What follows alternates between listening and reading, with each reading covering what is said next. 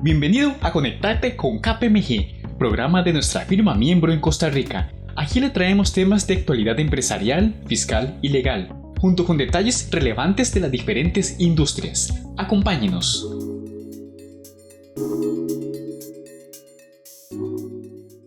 Hola, gracias por acompañarnos a este programa producido por KPMG en Costa Rica.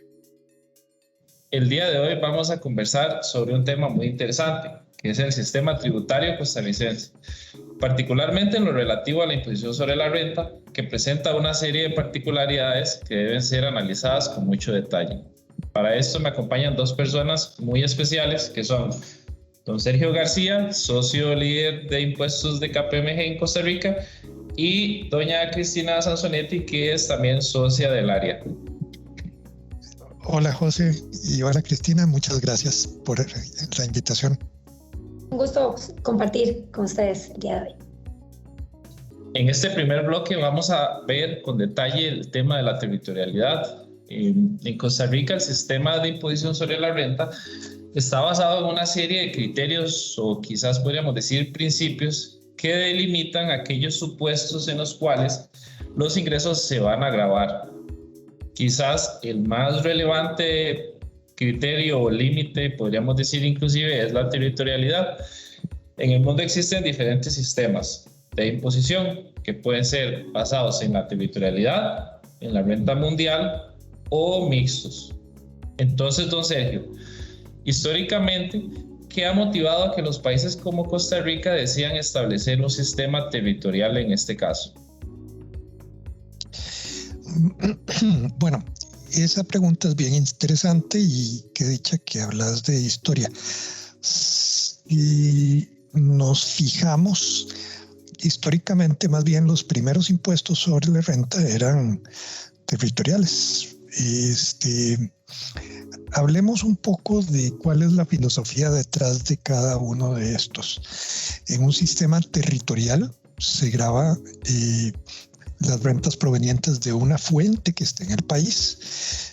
El otro criterio, si no es de fuente, es el de residencia, donde en el país se grava las rentas de la persona residente en ese país.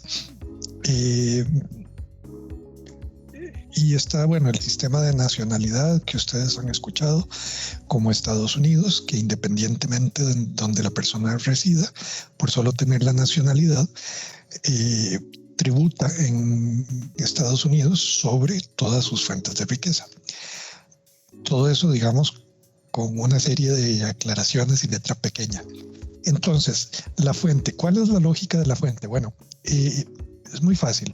Si la fuente de riqueza está en mi país, yo como país voy a querer que esa fuente, que esa riqueza que genera esa fuente se grabe en mi país. Eso explica los sistemas territoriales.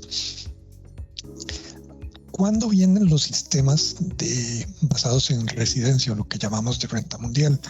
Bueno, eso es un principio que viene más bien de la preocupación por una neutralidad fiscal. Vamos a ver, si yo grabo en un país según la residencia, en primer lugar tenemos el tema de que los países, para la persona, para el contribuyente, va a ser fiscalmente neutral, en teoría, el lugar donde haga las inversiones, porque al final de cuentas el régimen fiscal del otro país, toda esa renta la va a capturar en su país de residencia. Entonces todo va a terminar pagando el impuesto en el país de residencia y ya no tiene supuestamente un incentivo para ir a invertir en otro país donde hay una renta menor. Quedémonos aquí por un momento. ¿Cuál es la razón histórica por la que Costa Rica todavía está en el sistema de renta territorial? Bueno, muy sencillo. Nosotros somos un país que tenemos fuentes de riqueza. Los monopolios naturales, digamos, aquí en este país, que son los que han generado las grandes fortunas en otros países de la región, aquí han sido históricamente, o por lo menos en el pasado reciente, propiedad del Estado. Entonces no se han generado grandes capitales exportadores y empresas campeonas que desde Costa Rica exporten su capital a otro país, con lo cual, para efectos de política fiscal, basta más o menos quedarnos con un sistema de territorialidad y no ha sido necesario hasta ahorita entrar a considerar el tema de gravar según la residencia o la renta mundial.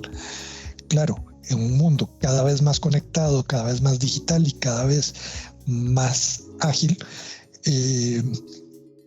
toda esta explicación que he venido dando se va quedando superada por la realidad económica y tecnológica y ya, bueno, veremos qué implicaciones tiene esto para nosotros. Creo que esa sería la razón. Entonces pareciera ser que para Costa Rica tiene más sentido por el momento al menos mantener el sistema territorial. Sin embargo, desde que yo recuerdo ha habido proyectos para cambiar el sistema de renta mundial y estos han entrado a la Asamblea Legislativa pero no han avanzado, no han llegado a concretarse. Entonces quisiera preguntarle a Cristina, ¿por qué será que esto ha sido así? ¿Por qué a pesar de haber iniciativas inclusive de diferentes partidos, no se ha llegado a cambiar el sistema de renta mundial? Y más allá de eso, inclusive ahora que somos un país OCDE, ¿qué dice esa organización acerca de nuestro sistema territorial? Gracias, José. Muy buena pregunta. Me parece que en relación al motivo por el cual no hemos modificado nuestro sistema fiscal de renta territorial a cualquier otro, es un tema más político, ¿verdad? Es un tema más de que no ha habido un buen consenso en la Asamblea. Han habido varios proyectos de ley, algunos incluso repetidos, con algunos ciertos cambios cada 4 años, ¿verdad? Vemos un proyecto de ley similar. En algún momento lo que se presentó y tuvo es un poco más fuerza que un sistema de renta territorial de mundial puro. Fue un sistema de renta territorial reforzada, tratando de gravar las rentas pasivas, ¿verdad? Que ahora más adelante nos vamos a referir a ello, y tratar de poner un gravamen sobre esas rentas pasivas, intereses, inversiones en el exterior, cuando fueran de titulares de residentes costarricenses. Creo que también un tema de la mano, porque también hemos migrado a un sistema de renta mundial, es la complejidad administrativa que conlleva fiscalizar contribuyentes con renta mundial. Conlleva muchísima mayor herramientas, una administración tributaria muchísimo más robusta para poder analizar e investigar las formas en que se estén atribuyendo esas rentas. Además, recordemos que cuando hay un sistema de renta mundial y una empresa costarricense tiene una operación, una sucursal en otro país, ese país probablemente, en virtud de su soberanía tributaria, va a gravar esas rentas, ¿verdad? Porque son rentas activas que están en otro territorio, ese otro territorio las va a gravar, y entonces Costa Rica, si tuviéramos renta mundial como país de residencia, tiene que dar el alivio fiscal para que no haya una doble imposición, o por lo menos si la hay, que no sea tan onerosa. El tema ahí también es complejo, establecer esas implementaciones prácticas, y probablemente eso ha generado que todavía no hayamos dado el paso. El tema de la OCDE es bastante interesante. La OCDE no debería inmiscuirse en un tema de soberanía tributaria. Costa Rica, dentro de sus potestades como país, tiene todas las facultades para establecer qué sistema de imposición sigue. En algunos casos lo que sí ha hecho, y lo vamos a conversar más adelante, son comentarios acerca de tratar de que prevalezca la seguridad jurídica. Sea el sistema que escojamos, tanto los tribunales como las administraciones tributarias deberían apegarse a la norma de la ley y no generar situaciones de interpretación, a veces estirar un poco el concepto de territorialidad, hacer una interpretación un tanto subjetiva, que lo que al final del camino nos deja es una inseguridad y que nos puede afectar la inversión extranjera, que es tan importante. Entonces, ¿verdad? Es un tema muy de política fiscal, es un tema muy que tenemos que ordenar la casa, tenemos que establecer muy bien cuáles son nuestros principios constitucionales en materia fiscal y tratar de... Es un tema a veces complicado, pero que incluso nuestros jueces, los tribunales, quienes resuelven, entiendan el sistema fiscal que seguimos para evitar esas interpretaciones abusivas.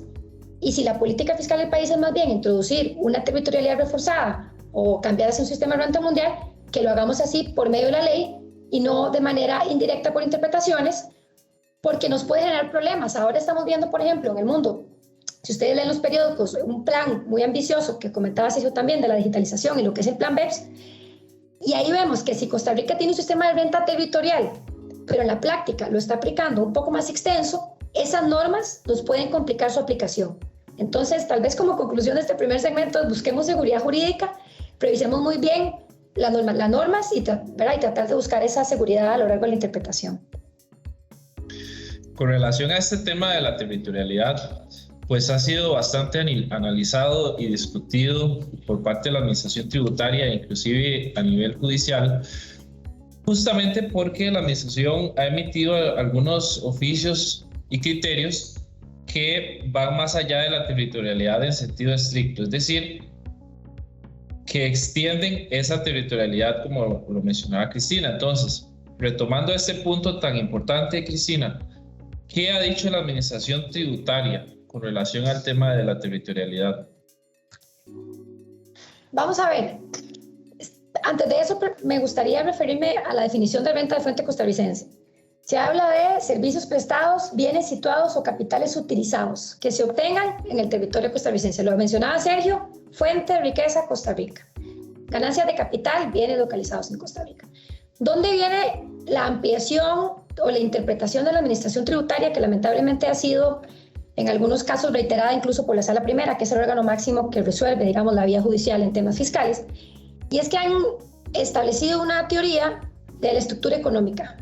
Entonces, básicamente lo que ha sucedido es que han ampliado el criterio de territorialidad hacia una atracción de fuero, donde para el caso de los intereses, si el capital que generó un préstamo que yo le otorgo a un no residente en Costa Rica, a una empresa del exterior, se generó por el negocio costarricense, la interpretación de la Administración Tributaria ha sido que ese ingreso mantiene su renta de fuente costarricense porque fue en Costa Rica donde se gestó el dinero o incluso la idea.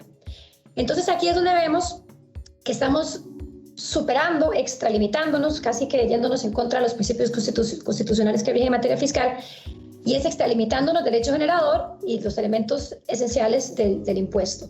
¿Por qué? Porque no estamos hablando de capitales utilizados en Costa Rica. Entonces, hay un caso, digamos, muy claro que explica, por ejemplo, cuando los jugadores de fútbol fueron a mundiales y se ganaron un premio, la Administración Tributaria contestó diciendo que eso era renta de fuente costarricense porque habían entrenado en Costa Rica y llevaban el escudo de la bandera nacional en la camisa. Entonces, evidentemente, eso no es un criterio técnico, nos parece acorde a la ley, se extralimita, y esta extralimitación tiene consecuencias bastante negativas. ¿Por qué? Porque recordemos que cuando yo tengo un ingreso extraterritorial, no estamos hablando de una exención, porque no es un hecho que está grabado y luego exonerado, sino que estamos hablando de una no sujeción. Es decir, es una renta que no cae, cuando uno lee el artículo, no entra dentro del hecho generador de la norma. Entonces, hacia donde digamos nosotros, si abogábamos un poco de la seguridad jurídica, es si queremos establecer algo así, donde gravemos parcialmente la renta pasiva, pues entonces establezcamos una reforma, como se trató de hacer hace unos años atrás, que digamos que las rentas pasivas estarán grabadas en Costa Rica, se entenderán renta de fuente costarricense.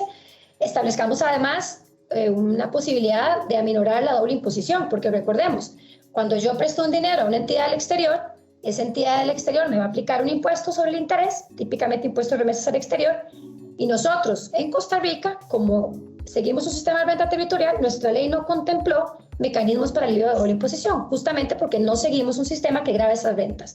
Entonces tenemos el peor de los dos mundos, tenemos una renta que está grabada en el otro país, que me aplican una retención en fuente, y en Costa Rica me lo van a considerar grabado, además me van a considerar grabado el diferencial cambiario, y no me van a permitir acreditarme el impuesto que me retuvieron en el país donde se generó esa fuente.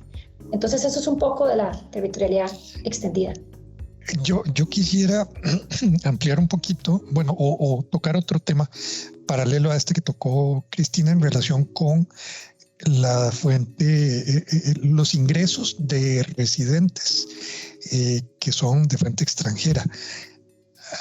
Hay otro tema que son, y un poco se ha desarrollado con los servicios online, que son los ingresos de un no residente en Costa Rica, que son servicios prestados fuera de Costa Rica, pero que en Costa Rica los consideran como de fuente local, un poco por ser tomados acá, o de alguna forma dicen para tratar de grabarlo es decir que el efecto se produce acá en Costa Rica. Entonces, supongamos que estos servicios que se prestan de manera remota, qué sé yo, correr una revisión, un análisis de algún sistema de software que está aquí, hay una persona o un robot que está fuera de Costa Rica corriendo ese análisis, y el análisis se hace sobre la máquina aquí, pero la persona que está activamente haciéndolo está fuera. Y entonces esos tipos de servicios, así como cualquier otro casi que está prestado en línea, se consideran de fuente costarricense, argumentando que es producido aquí. El problema que eso produce, empezando con que no es correcto técnicamente porque el servicio se presta afuera, que el efecto se produzca acá es un tema distinto, pero el problema es que ese servicio en aquel país va a ser un servicio de fuente doméstica. Nosotros hace un momento hablamos del tema, o Cristina habló del tema de cómo neutralizar el efecto de la doble imposición cuando se trata de un país con renta mundial. Bueno, los países con renta mundial lo que dicen es: yo le doy crédito de impuesto sobre sus ingresos de fuente extranjera. Y entonces, en este caso, en ese otro país van a considerar ese ingreso de fuente doméstica. Aquí en Costa Rica lo estamos considerando de fuente costarricense, pero la fuente está allá, que es donde se prestó el servicio, y les estamos reteniendo. Y sucede que como allá no se considera de fuente costarricense, sino de fuente extranjera, se graba allá y no les dan crédito de impuesto por la retención en la fuente que se les haga acá. Con lo cual nos estamos disparando en el pie en temas de competitividad en el país. Y este es un tema que, si vamos a dar un paso de estos o cualquier cosa que haga la administración tributaria, yo creo ciegamente en la justicia tributaria. Creo que hay que perseguirla, creo que es algo que como país nos conviene y como planeta en el que vivimos nos conviene, pero también tenemos que ser inteligentes y tenemos que aprovechar el conocimiento acumulado que hay, la doctrina acumulada y desarrollos acumulados que hay, para no salirnos de mercado, no hacernos tan caros por temas de impuestos que nadie quiera venir a invertir acá, o hacer que todos nosotros lo que produzcamos en Costa Rica nos cueste mucho más por temas de impuestos. O que nos toque asumir ese impuesto de remesas al exterior porque Exacto. No nos aceptan, ¿verdad?, que sean montos netos, y por tanto es un gasto no deducible, y lo que hace es encarecer el negocio local y la productividad local y el encadenamiento local. Exacto. Justamente otro punto es que Costa Rica apenas tiene 4 convenios para evitar la doble imposición, cuando tenemos competencia con países como Panamá, que tiene una red de 17 convenios. Entonces, en realidad Costa Rica resulta mucho menos competitivo, al menos en este tema tributario. También, en esta misma línea, uno de los puntos que la OCDE tocó en su informe de políticas fiscales del 2017 fue estas interpretaciones de la administración tributaria y cómo generan incerteza jurídica. Quizás es un poco lo que conversaba don Sergio, pero me gustaría adicionar el punto de que existe inclusive jurisprudencia de la Sala Primera que está impugnada ante la Sala Constitucional. Entonces, don Sergio, ¿qué más considera que se podría hacer como país para que exista una mayor seguridad jurídica, tomando en cuenta que también mucho de esto, de lo que la administración tributaria resuelve, en el fondo tiene una intención recaudatoria por la situación fiscal que está viviendo el país? Bueno, esta es una pregunta complicada con muchas aristas. Seguridad jurídica, a final de cuentas, es saber a qué atenerse. Yo creo que de momento creo que tenemos seguridad jurídica porque hay una línea establecida de la administración tributaria y de la jurisprudencia judicial donde se habla que este tipo de rentas producidas por capitales originados en Costa Rica son de fuente costarricense, así bien la ley diga otra cosa. Entonces, por lo menos, si uno quiere saber a qué atenerse, sabe que aplicar. Ahora, esto a nosotros como asesores tributarios nos coloca en una situación muy complicada. Piensen que a nosotros las empresas llegan y nos preguntan si algo es de fuente costarricense o no, y si hay que grabarlo acá. Y entonces tenemos que decirles, vea, la ley dice esto, pero la jurisprudencia se aparta de la ley y dice otra cosa. Entonces, digamos, eso no da una buena imagen del país. Y francamente, pues la gente que está hablando con uno a veces hasta duda de lo que uno les dice porque suena extraño. Entonces, a ver, yo creo que sería muy importante, como regla de principio, que la ley se aplique. La ley es la ley la aplicó, por definición es proveniente, emanada por el órgano más representativo del gobierno, que es la Asamblea Legislativa, 57 personas electas por todos los costarricenses aprobaron esa ley, y no está bien que, digamos, una persona con un puesto administrativo se aparte de eso. Entonces, podemos pasar a un régimen donde llegamos a decir, bueno, está bien, todo lo que se pague desde Costa Rica es de fuente costarricense.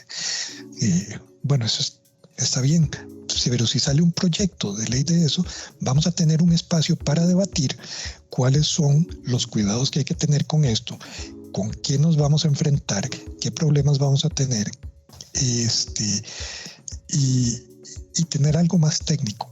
Esta teoría que mencionaba Cristina ahora hace un momento de la infraestructura económica en Costa Rica o de los capitales originados en Costa Rica son criterios no bien delimitados, que eso, si uno es el que lo está aplicando, le sirve mucho. ¿Me explico? Porque entonces, si solo yo lo digo, entonces yo digo, es que eso significa lo que yo digo. Ahí sí tenemos un problema de seguridad jurídica complicado. Entonces, yo creo que o bien o nos ajustamos a la ley o modificamos la ley para ajustarse a estos criterios que aplica la norma que está aplicándose en la práctica en Costa Rica, pero para que tengamos las reglas claras. Y ahí adicionando un poquito a lo que dice Sergio, y para que tenga sentido, ¿verdad? En el momento que una renta está grabada, pues que se permita por lo menos darse el gasto o el crédito de ese impuesto que nos retuvieron al exterior, porque hay otra normativa de ese otro país que también hay que tener en consideración.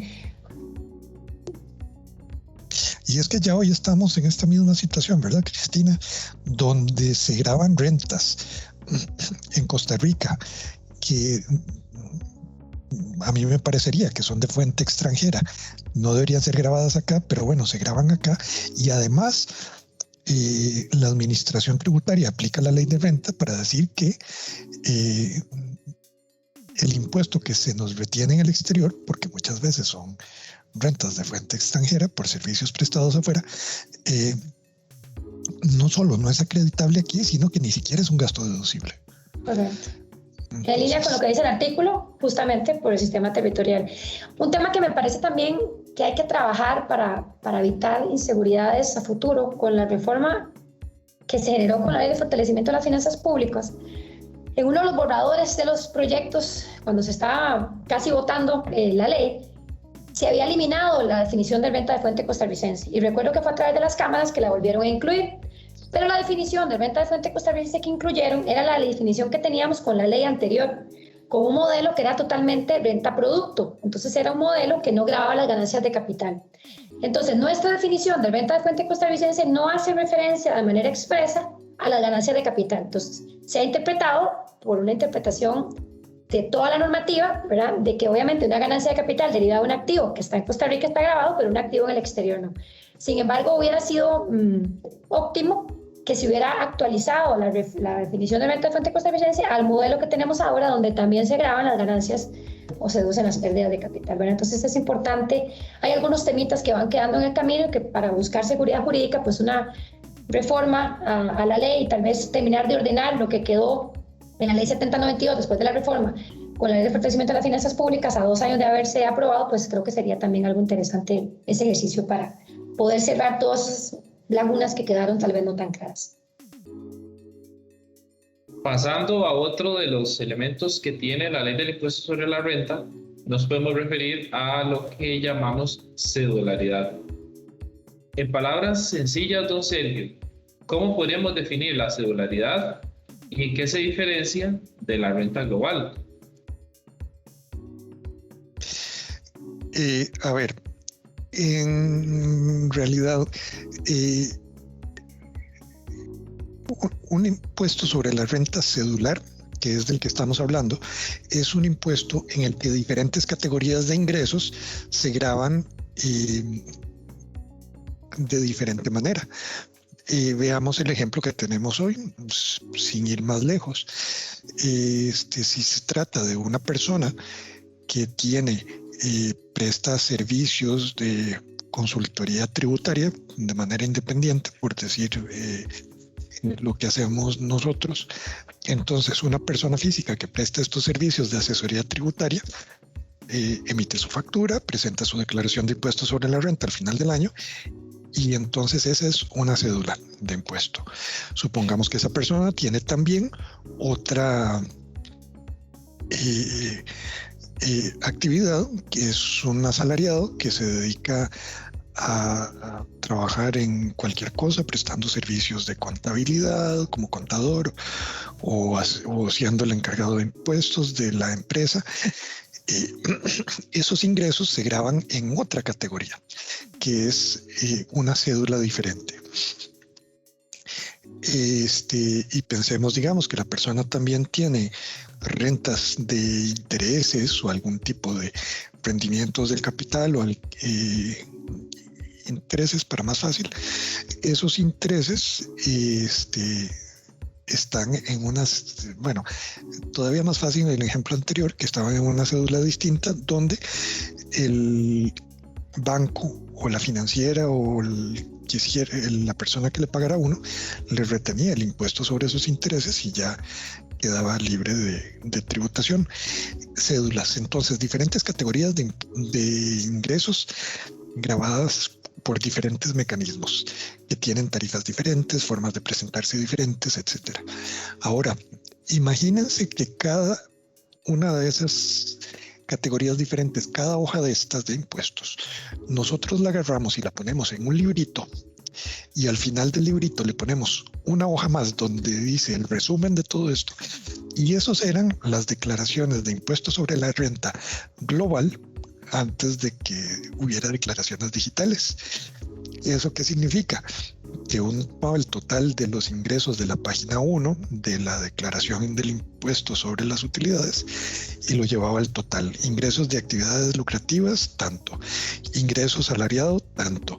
Ingresos de rentas de capital, tanto. Y todo esto, al final de cuentas, sumaba un total y a ese se le aplica un impuesto. De manera que todos los ingresos de la persona están sujetos a la misma tarifa. Al final de cuentas, digamos, cuando estamos hablando de cedularidad contra globalidad, hay cosas que van a estar sujetas a la tarifa general progresiva del impuesto sobre la renta en el caso de personas físicas, o a la tarifa del impuesto sobre la renta de las personas jurídicas, y otras que van a tener una tarifa fija, que son de hoy rentas de capital. Entonces, lo que quiero decir con esto es que si tenemos un sistema al que queremos ir, donde las rentas del trabajo y las rentas de actividades lucrativas se totalizan y se les aplica una única tarifa, estaríamos pasando, al menos parcialmente, a un sistema de renta global. Y digo parcialmente porque está quedando por fuera el régimen de las rentas de capital, que sería una cédula diferente. Ahora bien, con la Ley de Fortalecimiento de las Finanzas Públicas, la Ley del Impuesto sobre la Renta sufrió una serie de modificaciones, incluyendo una especie de globalización en ciertas cosas. Inclusive la ley se refiere a un criterio de integración, un criterio de afectación bajo ciertos parámetros, pero en la práctica hemos visto que la administración tributaria lo ha interpretado más bien en una forma muy restrictiva, porque son prácticamente muy pocos aquellos supuestos en los cuales se podría llegar a tener una renta global. Entonces, Cristina, ¿cómo visualiza usted en la práctica los efectos que esta reforma tuvo? Es una muy buena observación. Cuando se estaba discutiendo el proyecto de ley, la premisa era ir hacia la globalidad. Y cuando vemos lo que resultó de la ley aprobada, nos parece que a veces en ciertos supuestos, porque además esto tiene, dependiendo de las industrias, aplica de una manera o aplica de otra forma, pudo haber generado una mayor cedularidad. ¿Por qué? Porque se introdujo un capítulo 11, que es el que grava las rentas de capital mobiliario e inmobiliario, que, ojo, esas rentas ya estaban grabadas antes de reforma. Estaban grabadas como rentas ordinarias o estaban grabadas con el artículo famoso 23, con una retención en la fuente, con una tarifa reducida. Y se incluyó las ganancias de capital, que recordemos que no estaban grabadas en todos los casos, únicamente cuando eran sobre activos depreciables o cuando había habitualidad. Y el tema de habitualidad también era pues, un tema complejo, porque se declaró inconstitucional la definición, pues eso generó mucha arbitrariedad y era todo, digamos, un tema de mucha discusión. Con reforma fiscal, introducimos entonces un capítulo 11 donde se establece un gravamen específico para las ventas de mobiliarias e inmobiliarias y ganancias y pérdidas de capital. ¿Qué sucede? Que cuando yo soy contribuyente del impuesto sobre las utilidades y tengo activos en mi estado financiero, se supone que yo me dedico a la actividad lucrativa, tengo medios humanos, tengo edificio, tengo todas las herramientas para llevar a cabo esa actividad lucrativa. Y lo que pasó con la implementación es que si yo tengo una renta, por ejemplo, inmobiliaria, que nacería en el capítulo 11, que es el capítulo de rentas mobiliarias y inmobiliarias y ganancias de capital, la interpretación de administración tributaria es que nace en ese capítulo y solamente puedo afectarlo al título primero, que es el impuesto de utilidades, en ciertos supuestos. Hay una integración obligatoria cuando el mismo activo lo utilizo para las dos actividades, o hay una integración facultativa cuando cumplo algunos requisitos, tener un empleado, ¿verdad? Y hacer algunas notificaciones. ¿Cuál es el tema práctico complejo que vemos en esto? Que aquellas rentas que criterio de la administración tributaria nacen en el capítulo 11, para poder modificarse y tributar en el título primero, que es el impuesto de utilidad, donde yo sí puedo deducir gastos, tengo que cumplir ciertos requisitos formales, incluso de tiempo. Porque la administración tributaria emitió una resolución diciendo que yo tenía que notificar esa posibilidad, esa facultad, antes de inicio del periodo fiscal. Entonces ahí se pueden generar ciertas situaciones. Si por ejemplo yo empiezo una actividad en enero y me toca esperar todo ese año tributando en las rentas mensuales, antes de poder optar por tributar en el título primero. El capítulo 11, que es de las rentas mobiliarias e inmobiliarias, tiene la diferencia de que son rentas que no se deducen gastos, salvo las inmobiliarias que te permiten un 15% de deducción única. Entonces, claro, tenés una tarifa efectiva al 12.75 cuando son inmobiliarias y en principio una tarifa de 15% en las mobiliarias. Entonces vemos como en ciertos negocios hubo una mayor cedularidad hacia pensar que si soy una empresa y tengo una actividad lucrativa, cualquier ingreso activo, sea por inmobiliaria, sea por préstamo, tributaría en el impuesto de las utilidades, mientras que ahora hay que hacer un análisis muy detallado de lo que dice la ley, de lo que dice el reglamento, hay varios artículos en el reglamento, y no dejaría de lado también hacer una revisión de lo que ha dicho la administración tributaria, no necesariamente porque tal vez en todos los casos compartamos el criterio, pero sí para tener visibilidad de cuál es el criterio que va a aplicar la administración tributaria en caso de una fiscalización. Entonces, por ahora sigue siendo un tema complejo y de análisis casuístico, ¿verdad? No nos vayamos a hacer un análisis general, ni tomemos una conclusión general para todas las industrias y mucho menos para todas las operaciones, porque puede tener diferencias que pueden generar un costo fiscal pues importante. Muchísimas gracias, Cristina. Y don Sergio, quizás para finalizar, tal vez alguna reflexión que nos pueda dar para que los contribuyentes puedan tomar en cuenta a partir de todo lo que hemos discutido, de la territorialidad, de la cedularidad, inclusive de todos aquellos cambios que fueron introducidos con la Ley de Fortalecimiento de las Finanzas Públicas y el panorama en el que nos encontramos. Entonces, don Sergio, una reflexión final para los contribuyentes acerca de todo esto que hemos conversado. Poniendo esto, digamos, en una línea de tiempo, a mí me gusta contar que cuando yo empecé a trabajar en impuestos, no había intercambio, las declaraciones tributarias eran en papel. la administración tributaria no tenía grandes sistemas informatizados. No había sanción por la presentación inexacta de declaraciones.